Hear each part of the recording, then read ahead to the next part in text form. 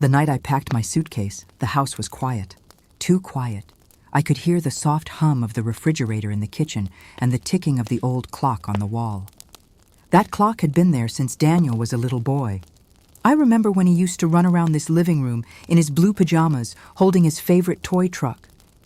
But that night, there were no little feet running, no laughter, just silence. When my daughter-in-law Emily told me to leave, I didn't cry. I just stood there, my hands folded together, feeling the warmth leave the room. She didn't shout. She didn't have to. Her words were calm but cold. "I think it's time you moved out, Mary." I smiled. Not because it didn't hurt, but because I didn't want to make Daniel choose. You know, sometimes pain doesn't scream, it whispers. And that night, it whispered through every corner of this house. I folded my clothes carefully, one piece at a time. My hands trembled as I packed away my life. A few sweaters, some old photographs, and the quilt I made the year Daniel graduated high school. I thought about the day I moved into this house after Daniel and Emily got married. I believed it was temporary. I believed we'd be a family, but time has a way of changing things. I walked past the nursery that used to be Daniel's room. It now belonged to their little boy, Lucas. His toys were scattered everywhere. Tiny cars, picture books, soft stuffed animals. For a second, I stood in the doorway, listening to the sound of his breathing from the baby monitor. That sound used to calm me. It reminded me that this house was still full of life, but it wasn't my life anymore. I held onto the stair rail and looked down the hallway one last time. Every step echoed with a memory. Birthdays, family dinners, laughter, and quiet nights when Daniel used to say, "Mom, don't ever worry. I'll take care of you." I believed him. I really did. But that night, I walked out with my suitcase. I didn't say anything to Daniel. He was standing in the kitchen, his hands in his pockets, avoiding my eyes. I whispered, "Take care of her." And Lucas, he nodded, just nodded. That was the moment I realized. My son had chosen his new life, and it didn't have room for me anymore. My name is Mary Parker. I was born and raised in a small town in Indiana. I've always been a simple woman. I worked as a librarian for most of my life, and I spent every penny making sure Daniel had everything he needed growing up. I became a single mom when Daniel was just 6 years old. His father, Michael, passed away in a car accident. That night, Daniel crawled into my arms and asked me if Daddy was coming home. I didn't know how to answer. I just held him tighter and said, "Mommy's here, always." From then on, it was just the two of us. Me and my boy, Daniel, grew up fast. He was smart, kind, and had a way of making people laugh. I still remember his 8th grade graduation. He stood up there in his oversized suit jacket, smiling so big his cheeks turned red. I was the loudest one clapping. I was proud, so proud. Our home was small, but it was full of love. We'd eat dinner together every night, sometimes just mac and cheese and a side of green beans, but it felt like a feast. We'd sit at the kitchen table, talk about his day, and then watch the same old movies we loved. When he got accepted into college, I cried. Not because I was sad, but because I knew my little boy was becoming a man. He hugged me and said, "I'll make you proud, Mom." And he did. He became an engineer, got a good job, and after a few years, he met Emily. She was quiet the first time I met her, polite, sweet. She wore a soft blue dress and brought me apple pie. I liked her. I really did. I thought, this is the girl who's going to make my son happy. When they got married, Daniel asked me to move in with them. He said it would be easier that way. I had some health issues, just small ones at first. A bit of arthritis, some fatigue. He said, "Mom, this is your home too." I believed him. The first few months were lovely. We cooked together. Emily would sit with me in the living room, and we'd talk about the baby they were planning. She'd ask me about Daniel's childhood, and I'd tell her stories that made her laugh. I thought, we were building something beautiful together. When little Lucas was born, I felt like my heart grew 10 times bigger. Holding him in my arms reminded me of the day Daniel was born. His tiny fingers wrapped around mine, and I promised him silently, "Grandma's here." I cooked for the family, cleaned the house, took care of Lucas when they were both busy. I didn't mind. It made me feel needed. It made me feel loved. But slowly things began to shift. It wasn't one big moment. It was small things at first. Emily started closing the nursery door more often. She stopped asking me for help with dinner. Daniel started coming home late, tired and quiet. The laughter around the dinner table grew softer, until it wasn't there at all. I kept telling myself it was just a phase. Young couples need space. New parents are stressed. It's normal, but deep inside, something was changing. The first sign was so small, I almost ignored it. One morning, I was in the kitchen making pancakes. Lucas had just started walking, and he loved toddling around with his chubby little hands in the air. The smell of butter and maple syrup filled the house, the kind of smell that used to make Daniel come running down the stairs when he was a boy. I heard footsteps and turned, smiling. "Good morning, sweetheart," I said. But it wasn't Daniel. It was Emily. Her hair was tied up in a neat bun, and she already had her work clothes on. She looked tired, or maybe just distant. "Morning," she said softly, not quite meeting my eyes. She walked to the coffee maker without another word. I kept flipping the pancakes, trying to ignore the little sting in my chest. "I made your favorite," I said. "Blueberry, just like you like them." She didn't respond. She poured herself some coffee and took a sip, still facing away from me. Finally, she turned and said, "Mary, you don't have to cook every morning, really." I blinked, confused. "Oh, I don't mind. I love making breakfast. It's just—" "I know," she interrupted gently, "but Daniel and I like to have some time together in the mornings. Just us. It's our little routine." Her words were polite, calm, but I heard the message underneath. "This is our home. You're here, but you're not part of everything." I smiled anyway. "Of course, sweetheart. I understand." That morning, I sat at the kitchen table alone. The pancakes got cold. Little moments like that started happening more often. Emily began doing the laundry herself, even though I'd always done it for the family. She stopped asking for help with Lucas's bath time. She started inviting her friends over more, women around her age, all laughing and talking in the living room while I stayed in my room upstairs, listening to the sound of their voices echoing through the walls.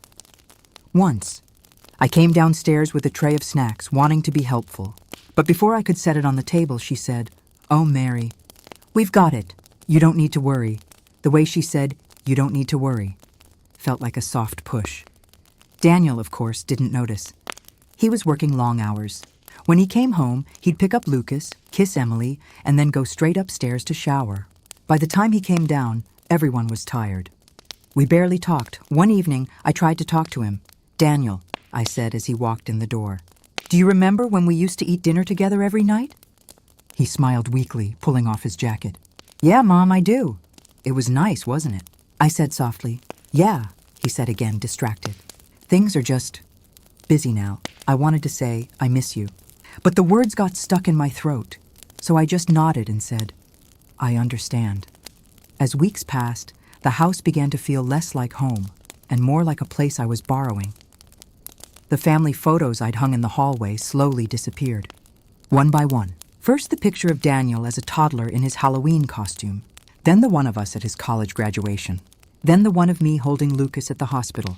I didn't say anything when I noticed. I just stood in the hallway, staring at the empty spaces where the frames used to be. Emily filled the walls with new photos, pictures of just the three of them. Daniel, Emily, and Lucas. I was not in any of them. One Sunday afternoon, Daniel and Emily were hosting a little get-together with some friends from their neighborhood. I spent the morning baking my apple pie, the same recipe Daniel had loved since he was 10. I even put a little extra cinnamon in, just the way he liked it. When the guests arrived, I brought the pie out to the kitchen island, proud and happy. I thought it would make Daniel smile. But as soon as I walked in, Emily gently placed her hand on the counter and said, "Oh, Mary." "We actually already have dessert, but thank you," I froze. "Oh, I didn't know." Her friend, a young woman with bright red lipstick, said lightly, "Wow, you live with your in-laws? That must be interesting." They laughed, not cruelly, but casually, the way people laugh when they don't know someone's heart is breaking. Emily gave me a quick smile. "It's just for a little while," she said. Her words were light, but they hit me like a stone. For a little while. I carried the pie back to the kitchen, pretending I wasn't hurt. Later that night, I wrapped it in foil and placed it in the fridge. Nobody ate it. One night, after everyone was asleep, I sat in the living room with the lights off. The house was quiet except for the soft hum of the heater. I stared at the family photo on the mantel, the one from Daniel and Emily's wedding. I was standing next to Daniel, my hand on his arm, smiling. Back then, I believed I would always belong. I whispered to the photo, "Where did I go wrong?" My chest ached with a kind of silence I can't explain. It wasn't just about Emily. It was about losing a place in my own son's world. The next morning, Emily brought up the idea of me spending more time with friends. "Mary," she said gently over coffee, "have you ever thought about, doing something for yourself? Maybe going out more? Visiting people?" I stirred my tea slowly. "I don't really have anywhere to go." She smiled, polite and distant. Well, maybe that's something to think about. I knew what she meant. She wanted more space. She wanted me to stop being here so much, even though this was my home too. Daniel stayed quiet through most of these conversations. He never raised his voice. He never argued. But he also never stood up for me. That silence hurt more than words ever could. It was a Saturday morning. Lucas was crying upstairs. I was in the kitchen making oatmeal when Emily rushed down. "Mary," she said, her voice tight, "did you move the baby's blanket from his crib?" I turned to her, confused. "No, I didn't." "Well, it's not there," she snapped. "I folded it and put it on the rocking chair last night. I thought it was too close to his face while he was sleeping," I said calmly. Emily sighed, rubbing her forehead. "Mary, I appreciate you trying to help, but please, let me handle how I take care of Lucas. I'm his mother." Her words cut deep. Not because she was wrong, but because I suddenly felt like a stranger.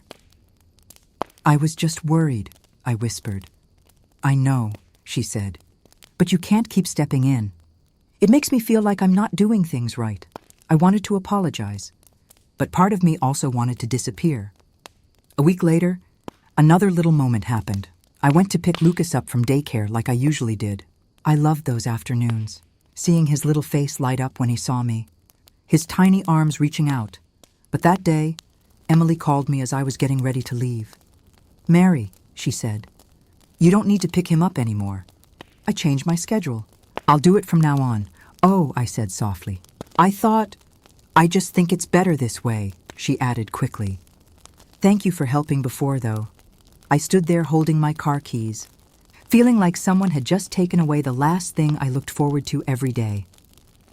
The house grew quieter for me. I spent more time in my room, knitting, reading, or just sitting by the window. I listened to their laughter downstairs, the sound of their little family. I loved them. I truly did. But slowly I realized they didn't really need me anymore. Or maybe they didn't want me. It was a Friday evening. Daniel came home early for once, and Emily cooked something special: roast chicken, mashed potatoes, and salad. They sat at the table, laughing with Lucas babbling in his high chair. I came down a little late because I was folding laundry. When I walked into the kitchen, there were only 2 plates set. Emily looked up. "Oh, Mary, I thought you already ate." I hadn't, but I didn't say that. "It's okay," I said softly. "I'll just make myself something later." Daniel didn't look up. He just kept feeding Lucas. That night, I cried quietly in my room. Not loud sobs, just silent tears, rolling down my cheeks as I held the photo of Daniel as a little boy. I whispered to the picture, "I thought I'd always have a place with you."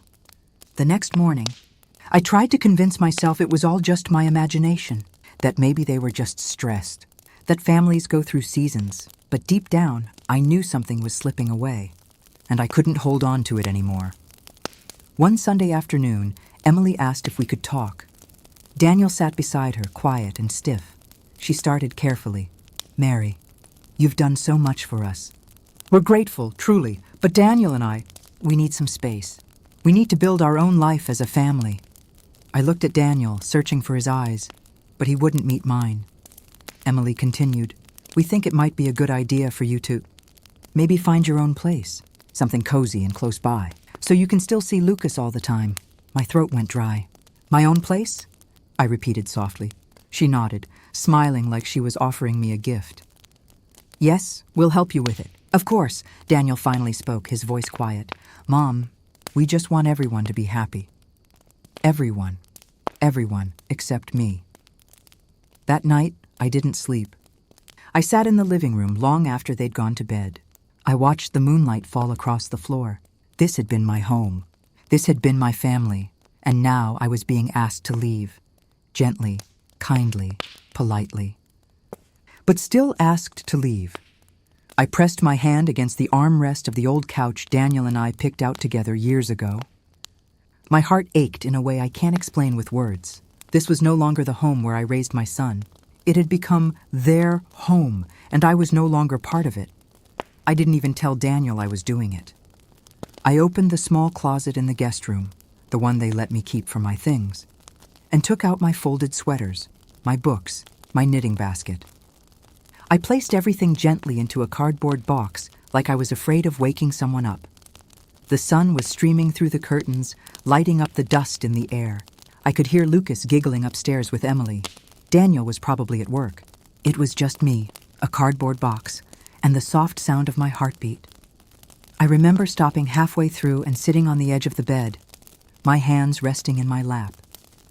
This isn't how I thought my life would look at this age.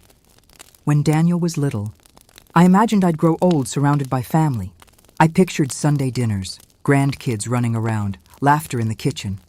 I never pictured being the quiet woman in the back room, slowly packing up her life so she wouldn't be in the way. 2 days later, Daniel came home early.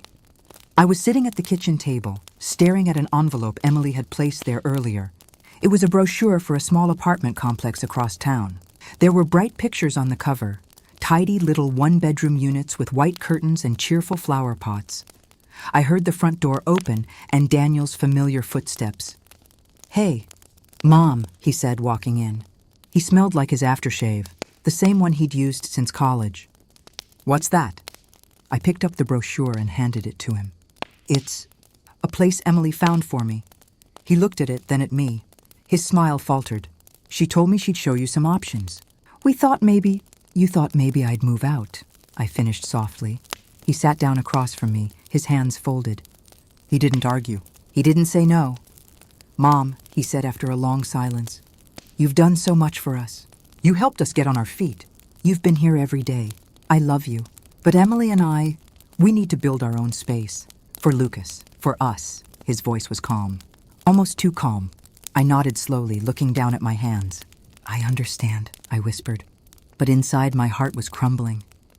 Not because I didn't see it coming, but because it was coming from the boy I had held in my arms. The one I stayed up all night for when he was sick. The one who used to say, "Mom, don't ever leave me." Later that night, after Lucas had gone to sleep, Emily knocked on my door. She stepped in quietly, wearing her soft gray sweater and jeans. She was always polite, never cruel, never harsh. But her kindness felt sharp sometimes, like a soft edge you could still bleed on. "Mary," she said gently, "I want you to know this isn't personal. I love that you've been part of our lives, but Daniel and I are ready for the next chapter. I think you are too," I forced a smile. "Of course, I understand." She stepped closer, her voice low. "We'll help you with the rent at first. You won't have to worry, and you can visit Lucas anytime. This will be good for everyone. Good for everyone." She didn't say good for you. That night, after she left, I sat in the dark and whispered to myself, "They're ready for their next chapter." I'm still stuck in mine. Emily had planned a small family dinner. Her parents were coming over. They were warm people, always smiling, always asking about Lucas. I tried to make myself useful, setting the table with the plates and silverware. When Emily came into the dining room, she paused for a moment. "Oh," she said, "Mary, I actually wanted to set it up a little differently." "Oh," I said softly. "Of course." She began rearranging everything I had set. Forks, plates, glasses. I stepped back, clutching the napkins in my hands. Her parents arrived soon after, bringing a bottle of wine and flowers. They all hugged. I stayed in the background, smiling politely. During dinner, I sat at the far end of the table, listening. The conversation flowed around me like a river I couldn't step into. They talked about vacations, about Lucas, about their future plans. Nobody asked me a single question. Daniel laughed at something Emily's father said. His laugh, the same warm laugh that used to be mine, filled the room. I stared at the candle flickering in the middle of the table and felt something shift inside me. A quiet realization settled over my chest like a heavy blanket. I don't belong here anymore. After dinner, I excused myself early. I went to my room and sat on the floor. I didn't cry right away. Instead, I stared at the wall, my breathing shallow. Then the tears came. Slow, quiet, almost invisible. I pressed my forehead against my knees and whispered, "He's not my little boy anymore." It wasn't a shout. It wasn't anger. It was a soft ache, the kind of pain that doesn't make a sound but lives in the bones. The next morning, Daniel knocked on my door. "Hey, Mom," he said, peeking in. "We're going to look at that apartment today. Want to come?" I looked at him, my Daniel, my little boy with a grown man's face. He thought he was including me, but really, he was just guiding me to the door. "Sure," I said softly. "I'll come." The drive to the apartment was quiet. Lucas was in the back seat, babbling to himself. Emily was talking about the curtains and how nice it would be for me to have my own space. I stared out the window.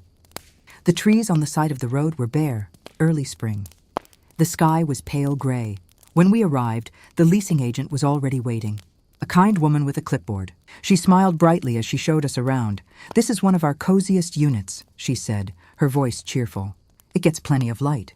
Perfect for a single person." I walked through the little living room. There was just enough space for a couch and a small table. The kitchen was tucked into a corner. One bedroom, one bathroom. It was nice. It was clean, but it wasn't home. Daniel put his hand on my shoulder. "What do you think, Mom?" I swallowed hard. "It's nice," Emily smiled, relieved. "I think it's perfect for you. Cozy, peaceful, and only 15 minutes away." I forced another smile. Yes, perfect. But inside, everything was screaming, "This isn't what I want. I don't want to leave." That night, when I went back to my room, I stood in front of the mirror. My reflection looked tired, older than I remembered. I whispered to myself, "You raised him to be strong, to make his own life. And now, he has." It should have made me proud, but it felt like losing a piece of myself.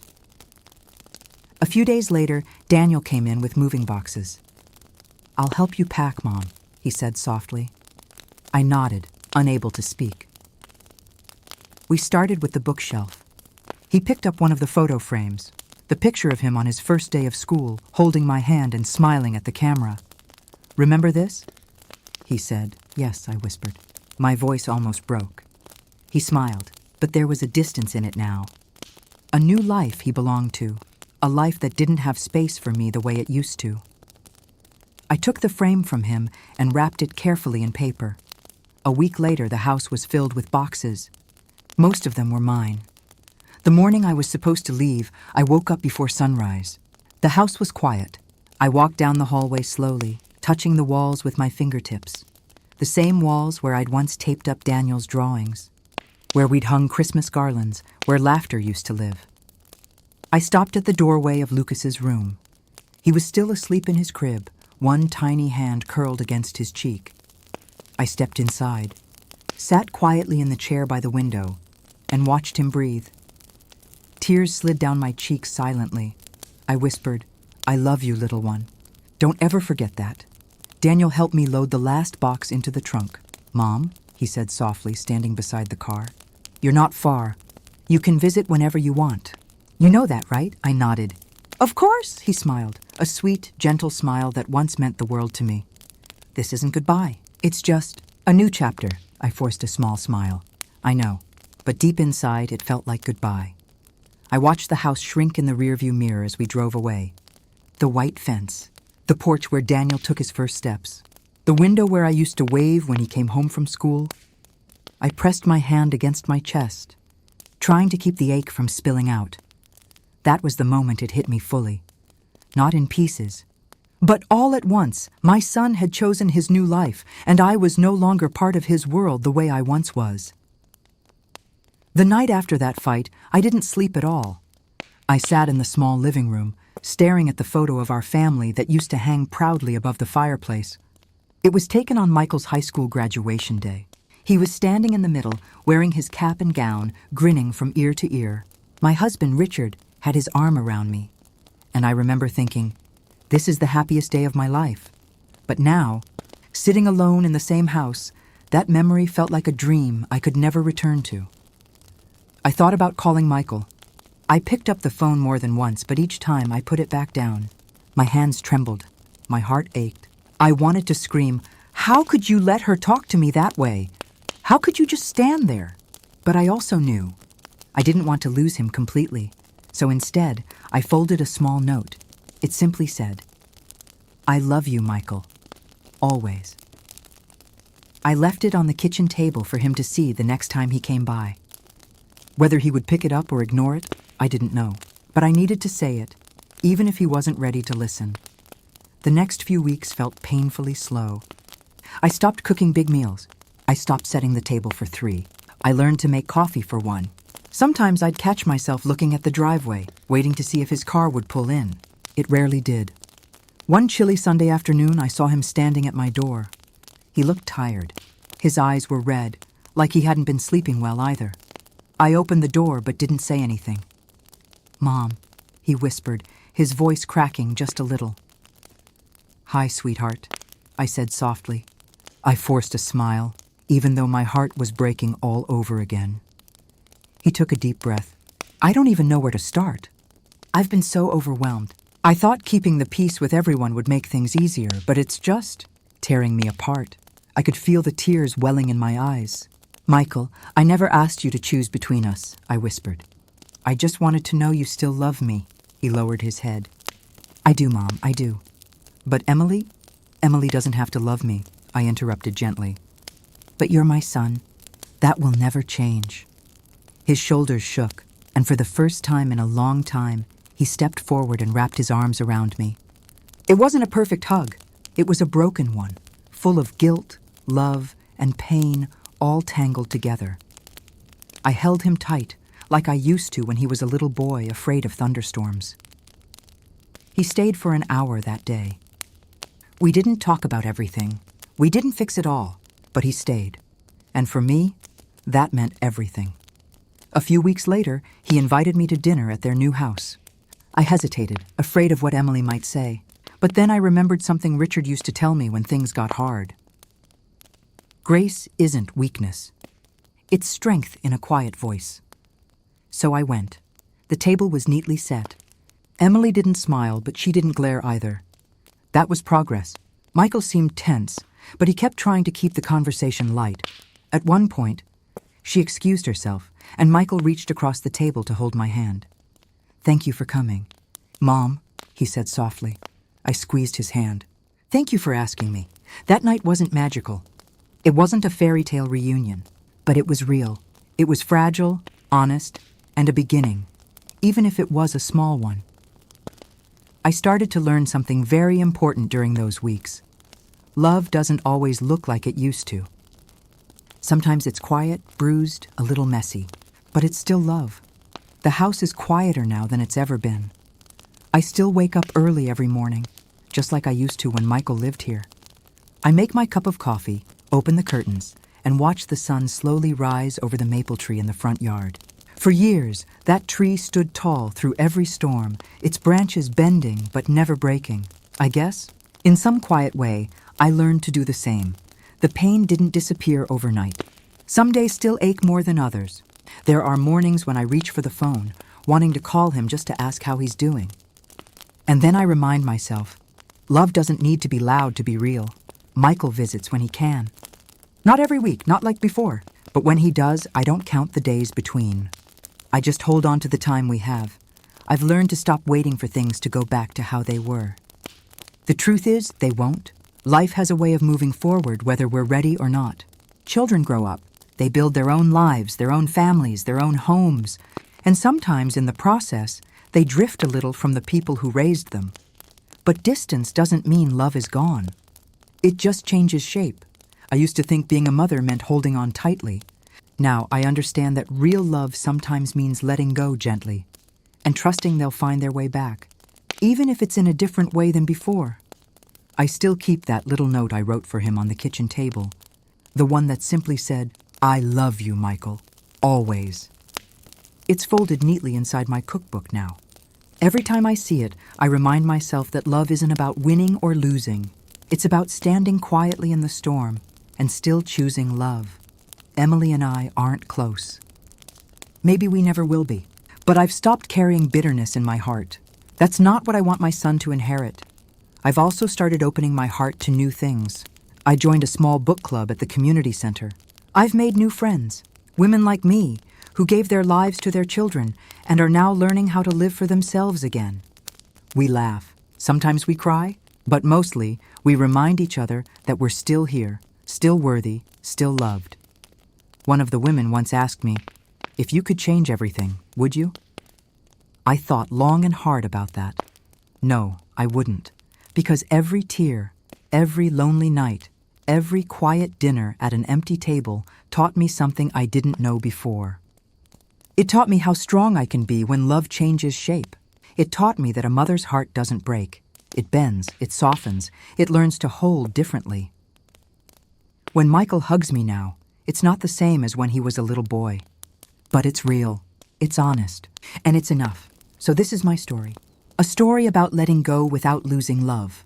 About standing quietly and choosing to forgive, even when it hurts. Because in the end, love isn't about control. It's about grace. And grace is the quiet kind of strength that carries you home, even when the house feels empty. And every evening, when the sun sets over that maple tree, I whisper softly to myself, "I'm okay," because I truly am.